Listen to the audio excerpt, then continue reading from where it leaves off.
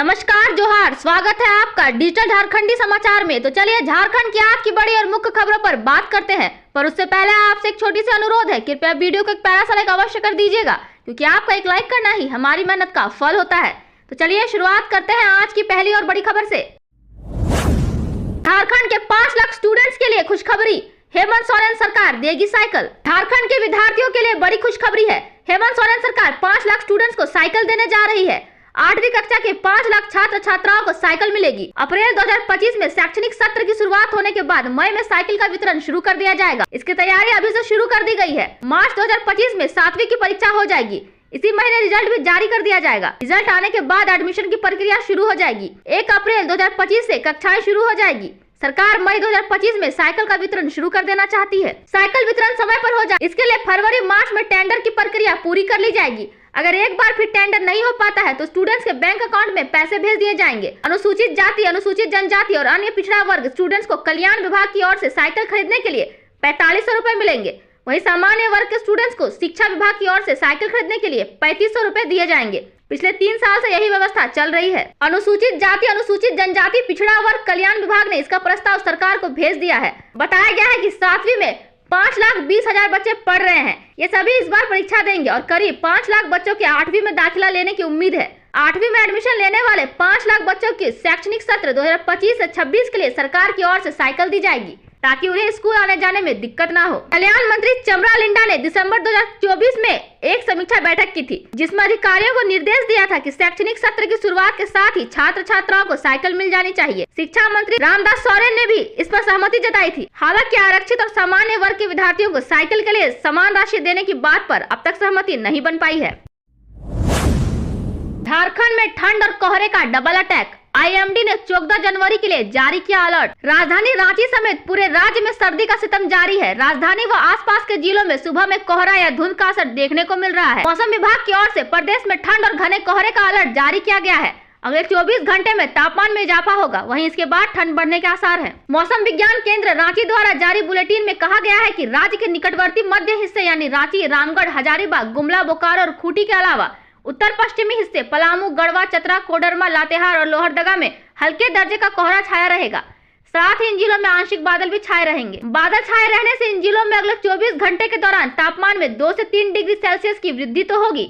इसके बाद 14, 15, 16 जनवरी को दोबारा ठंड का प्रकोप बढ़ जाएगा। 3 दिन में तापमान में 2 से 3 डिग्री सेल्सियस की गिरावट होगी। अभिषेक आनंद ने बताया कि मौसम में उतार चढ़ाव का दौर इस माह के अंत तक जारी रहेगा। बादल छाने के बाद तापमान बढ़ेगा और बादल छटते ही तापमान में गिरावट होगी। 3 दिनों बाद यानी 16 जनवरी के बाद बादल छटने के आसार हैं। हालांकि तापमान में ज्यादा अंतर देखने को नहीं मिलेगा।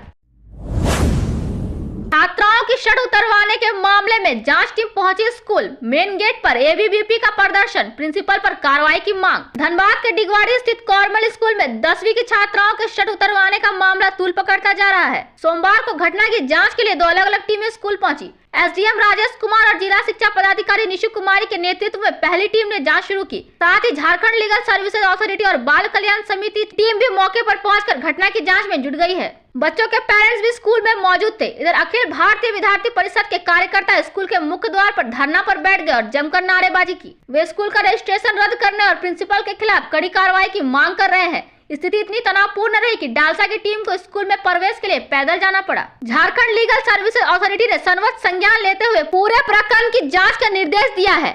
धनबाद के प्रधान जिला एवं सत्र न्यायाधीश डालसा के चेयरमैन वीरेंद्र कुमार तिवारी ने legal and defence council system के 8 सदस्यों की जांच टीम बनाई। टीम ने रविवार को भी पुलिस के साथ स्कूल में जाकर छानबीन की थी। छात्राओं, पेरेंट्स और स्कूल प्रबंधन से बातचीत की। सीसीटीवी कैमरों के फुटेज को सुरक्षित रखने के लिए डीवीआर वाले प्रिंसिपल के कैमरे को सील कर दिया। इससे पहले शनिवार को जिला प्रशासन की ओर से एसडीएम के नेतृत्व में गठित टीम भी जांच करने स्कूल गई थी। मामले में झरिया के धर्मशाला रोड में प्राचार्य का पुतला भी जलाया गया। झरिया विधायक रागिनी के कार्यालय में भगौड़े देवरनी की फायरिंग, जांच में जुटी पुलिस। कांग्रेस नेता सुरेश सिंह की हत्या के मामले में 13 साल से फरार शशि सिंह ने साथी रतीश सिंह के साथ मिल शनिवार सुबह कतरास मोड़ में भाजपा विधायक रागिनी सिंह के कार्यालय पर फायरिंग की। इस घटना के बाद झरिया में सिंह मेंशन और रघुकुल समर्थकों में फिर तनाव बढ़ गया है। विधायक का आरोप है कि कांग्रेस की पूर्व विधायक पूर्णिमा सिंह उनके देवर एकलव्य सिंह और हर्ष सिंह उनकी हत्या का षड्यंत्र करते रहे हैं। विधायक ने कहा कि शनिवार को हमारी हत्या के षड्यंत्र के तहत ही एकलव्य और हर्ष सिंह ने ही शशि सिंह को भेजा था। रागिनी ने एक सीसीटीवी फुटेज भी जारी किया है, उसमें दिख रहा है 2 युवक कार्यालय के अंदर आए, इसके बाद बाहर निकल गए। एक के हाथ में रुमाल था। आरोप है कि इसके नीचे पिस्टल थी। सूचना पाकर झरिया थाना प्रभारी शशि रंजन कुमार कतरास मोड़ कार्यालय पहुंचे व छानबीन की। स्थानीय लोगों ने बताया कि कतरास मोड़ में विधायक के कार्यालय के सामने एक पुराना घर है। यहीं पर शनिवार की सुबह करीब 7 बजे 2 वाहन से 4 लोग उतरे थे। उसमें से 2 लोग कार्यालय में घुसे थे। एक के हाथ में रुमाल से ढकी पिस्टल थी।